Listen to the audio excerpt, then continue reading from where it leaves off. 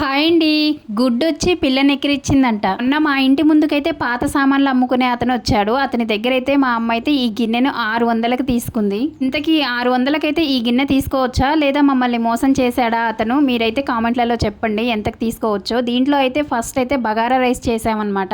అది కూడా కట్టెల పొయ్యి మీద నేనే వంట చేశాను. ఇక్కడ అమ్మ వాళ్ళ ఇంటికాడైనా అక్కడ అత్తయ్య వాళ్ళ ఇంటికాడైనా కూడా మేము వచ్చిన తర్వాతనే వెరైటీ వంటలు అయితే వండుతానన్నమాట. మేము ఇంటికి వచ్చిన తర్వాతనే నాకు అది కావాలి ఇది కావాలని అడిగి మరీ తెప్పించుకొని ఈ విధంగా వంటలు అయితే చేసుకుంటాము. అంటే మీరు లేకపోతే అసలు వంటలే చేసుకోరా మీ వాళ్ళు అని అంటారేమో. అలా కాదండి, ఉన్న పచ్చడి మెతుకులు ఏవైనా వేసుకొని కూడా వాళ్ళైతే ఈ రోజు గడిచిపోయిందిలే అని పనికి వెళ్ళిపోతారనమాట. అందుకే మేము వచ్చినప్పుడైనా ఇలా వంట చేసి పెడితే మాతో పాటు వాళ్ళు కూడా కడుపు నిండా తృప్తిగా తింటారనేసి ఇలా అడుగుతానమాట. ఇక్కడ మా అమ్మే ఈ బగారా రైస్ చేస్తా అంటే లేదు, ఈ మధ్య అయితే వంటలు బాగా నేర్చుకున్నాను, నీకంటే బాగా నేనే చేస్తా అనేసి నేనే చేశానమాట. బగారా రైస్ అయితే భలే బాగుంది. అలా చూసేళ్ళకపోతే లైక్ చేయొచ్చు కదా.